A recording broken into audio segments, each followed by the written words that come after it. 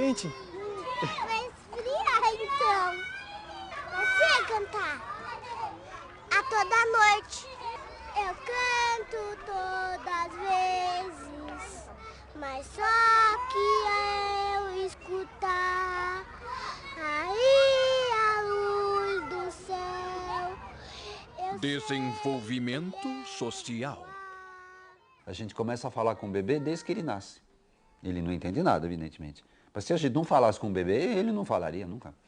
Tá certo? Então é porque ele tem a capacidade de falar, ele tem o potencial. Mas é porque a gente fala com ele que a criança acaba ela mesma falando. Se você isolar uma criança sem contato algum, ela não vai falar.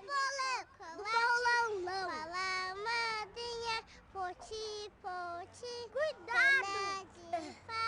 Olho de vidro, nariz de pica-pau, pau, pau. O meio sempre tem uma importância. Quer dizer, se a gente tem um ponto de vista piagetiano, o desenvolvimento de qualquer, não é, potencialidade humana se dá na relação com o meio, não é, pela interação.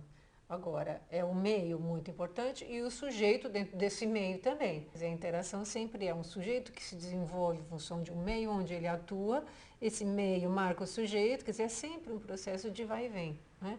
Nunca é apenas uma relação de um meio imprimindo coisas no sujeito, né? Um sujeito se construindo através dessa troca com o meio, mas ele, né, tanto ele influencia no meio como o meio o influencia. Borboletinha tá na cozinha fazendo chocolate. Jean Piaget? Distraindo-se com as crianças, senhor Piaget? Não, não me distraio. Observo como as crianças se relacionam. Considerando apenas as crianças, percebemos que a cooperação constitui, em definitivo, o fenômeno social mais profundo, o mais bem fundado psicologicamente. Desde que o indivíduo escapa à coação da idade, tende para a cooperação como a forma normal do equilíbrio social. Vocabulário estranho o senhor usa em sua fala. Coação da idade, cooperação, equilíbrio social. Explico. A sociedade é o conjunto das relações sociais. Entre elas, há dois tipos extremos. As relações de coação, em que o indivíduo tende a obedecer a um sistema de regras de conteúdo obrigatório imposto a ele pelo mundo exterior, e as relações de cooperação, cuja essência é fazer nascer, dentro do próprio sujeito, a consciência de normas ideais, dominando todas as regras. Olho de vidro, nariz de pica-pau. Tchau, tchau. Para Piaget, a socialização ela é o sinônimo de saber viver com os outros, né? Saber trocar com os outros. E ela depende muito da interação da criança com outras crianças e com adultos. O que é isso? Café? Que café gostoso! Quer um pouquinho? Que delícia! Você quer um pouquinho de café? Conforme o tipo de interação, se é com crianças ou se é com adultos, Piaget vai falar de dois tipos de socialização. Socialização com dois princípios diferentes. A socialização da criança com a criança, com outras crianças, é aquela que Piaget chama de uma socialização baseada no respeito mútuo ou baseada na cooperação. E a socialização com o adulto, ela é mais voltada para a imitação e para a submissão da criança ao adulto. Então, é o que a gente chamaria de uma socialização pelo respeito unilateral. E a criança precisa disso para adentrar no mundo social. Eu diria, grosso modo, até uns 12 anos de idade, depois é menos, não é tão importante, mas ela precisa de figuras significativas, ou seja, figuras que ela consegue enxergar e compreender o contorno, figuras que lhe inspirem confiança, isso é extremamente importante, ou seja, não figuras poderosas, punitivas, não, algozes, não, de jeito nenhum, são pessoas que vão punir, talvez sim, se precisar, mas um sentimento essencial de confiança. Aqui é uma escola, não é uma escola de criança. Deixa eu falar um pouquinho. Quando a criança entra na escola, é que a gente vai poder ver um desenvolvimento dessa socialização no sentido de ampliar, né, essa socialização, não só para imitação e coação do adulto, mas para troca com outras crianças. A socialização, então, mais baseada na cooperação, segundo Piaget. A socialização é válida, não quer dizer nada em si. Que socialização? Que aspecto dela? É amizade? Então vamos estudar amizade. É briga? Vamos estudar briga. É conflito? Vamos estudar conflito. É respeito? Então vamos estudar moral. Se você vai estudar a sociabilidade de uma criança, né, a criança tem interações sociais. Bom, você pode perguntar, eu quero saber se existe um desenvolvimento da amizade. E acaba tendo, quer dizer, a criança menor, a amizade é mais concreta, mais da brincadeira. Pouco a pouco ela vai em direção a áreas mais íntimas, das confidências, da intimidade, etc. e tal. A moral, no caso, a moral é relacionamento social, só que agora é baseado em critérios não de amizade, mas de respeito, de justiça, de dignidade, de generosidade. Então você estuda esse desenvolvimento também, né? O desenvolvimento da capacidade de cooperação, se estuda muito na psicologia de desenvolvimento, né? A partir de que idade, de que fase a criança começa a realmente poder cooperar com o outro, né? Trocar e não apenas estar do lado do outro. Ainda sobre cooperação, Sim? do ponto de vista das relações interindividuais, a criança, depois dos 7 anos, torna-se capaz de cooperar, porque não confunde mais seu próprio ponto de vista com o dos outros. Isto é visível na linguagem entre as crianças. As discussões tornam-se possíveis porque comportam compreensão a respeito do ponto de vista do adversário. E nessa fase, a criança já é capaz de procurar justificativas ou provas para suas próprias afirmações. Por que isso seria um desenvolvimento? Porque a criança deixa de estar centrada só no ponto de vista dela, que seria o egocêntrico, ou só na imitação e submissão ao adulto, e passa a construir uma socialização com os outros, com outras crianças, né? Então é uma socialização mais aberta, mais baseada em outros princípios, como, por exemplo, o princípio da reciprocidade, da igualdade, da justiça, né? Que não só aquele, vamos dizer assim, outra maneira de funcionar, que é a socialização só através do adulto e da imitação. A criança precisa de um guia para entrar no mundo no mundo social, no mundo humano. Depois que ela adentrou no mundo social, ela tem a capacidade de, obrigado, não preciso mais de você, agora eu me viro. Um pouco que nem você vai numa cidade desconhecida. Você precisa de um guia no começo, entendeu? Você precisa de um guia no qual você confia para começar a entender a cidade. Mas você só vai entender de fato a cidade quando você andar sozinha, né? Quando você errar, que metrô, etc e tal. Mas no começo você precisou de um guia. Não, isso é interessante. Cadê o papel? Vou escrever ele. Espera aí.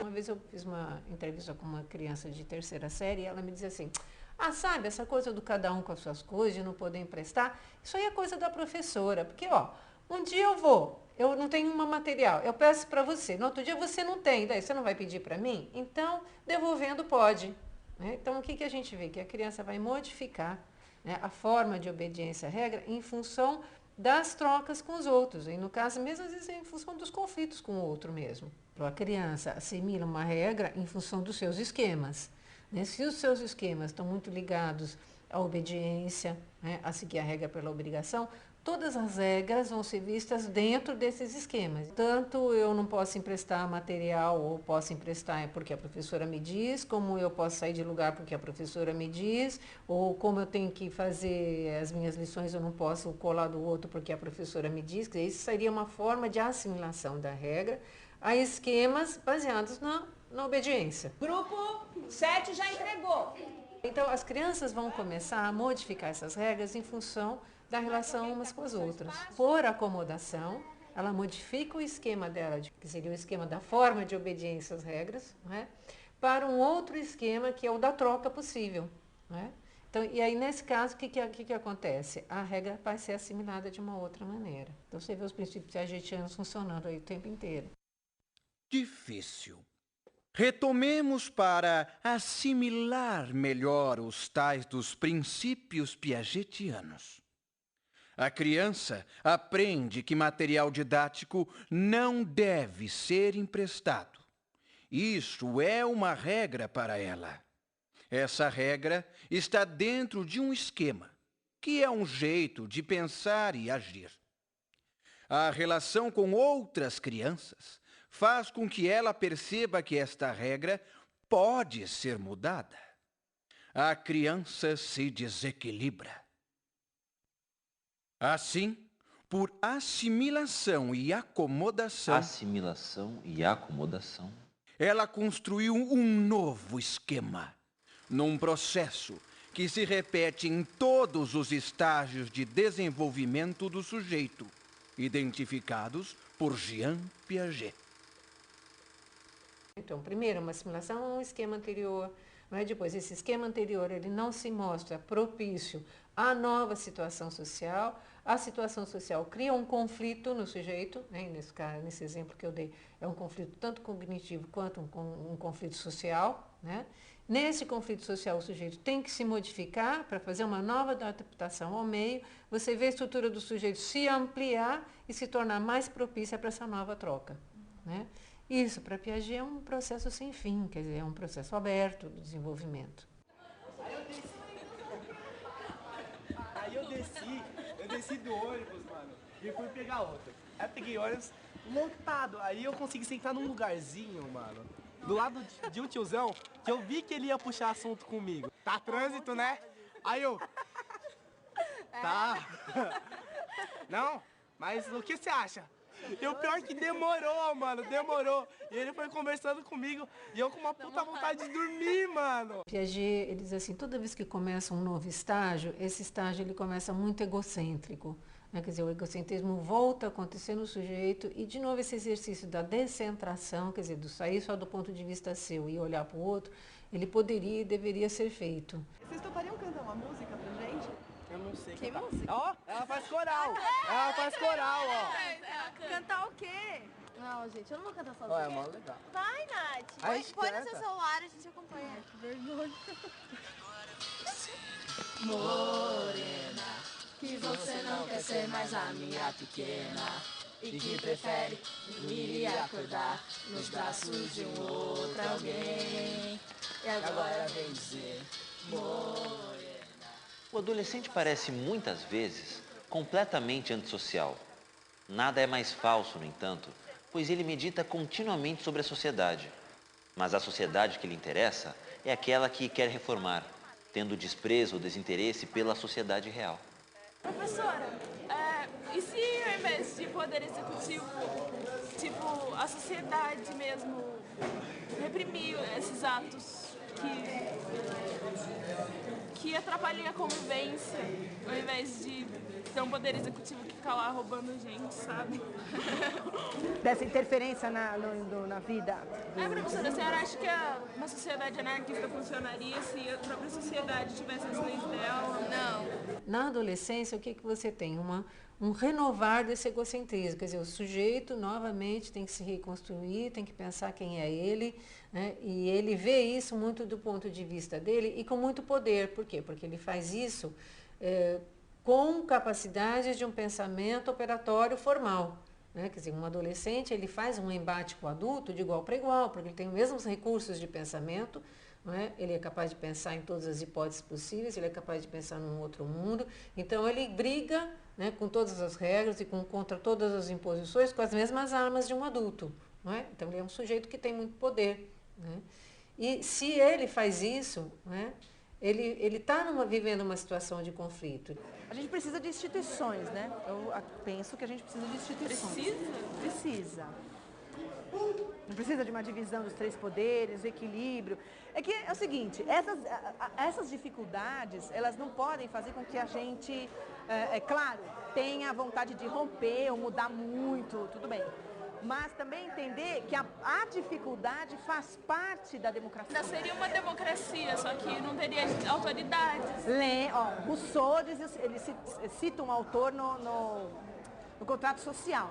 Ele diz o seguinte, é melhor viver com muitos problemas numa democracia do que você viver tranquilamente, sem problemas ou sem essas questões difíceis numa ditadura. Por quê? Você não teria liberdade para falar isso que você está falando. E aí? E aí eu não teria problemas. Que isso, Elis? Não! As coisas iam ser limpas, organizadas. Mas quem disse que isso não é possível numa democracia? É, Piaget. De fato, a jovem discute com os mesmos recursos cognitivos da professora. Não é fácil. Em geral, o adolescente pretende inserir-se na sociedade dos adultos por meio de projetos, de programas de vida, de sistemas muitas vezes teóricos, de planos de reformas políticas ou sociais.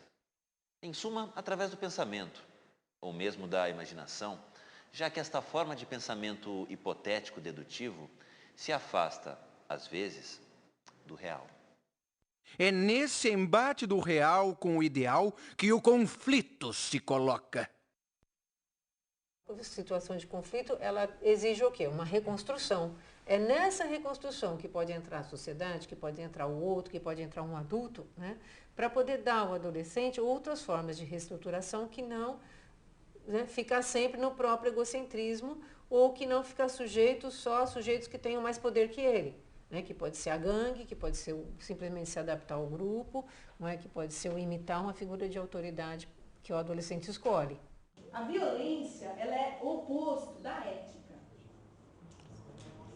Né? A ética é a reflexão sobre os nossos valores morais, que a gente considera justo, injusto, certo e errado. Então a violência é o oposto da reflexão, é como se a gente negasse a nossa própria capacidade de pensar. A escola vive, né, todo o pedagógico dentro de relações sociais. Então ela tem que trabalhar as relações sociais. A convivência social está acontecendo ali do mesmo jeito o tempo inteiro, né? Não dá como fugir dos sujeitos, né? Não dá como fugir dos relacionamentos sociais.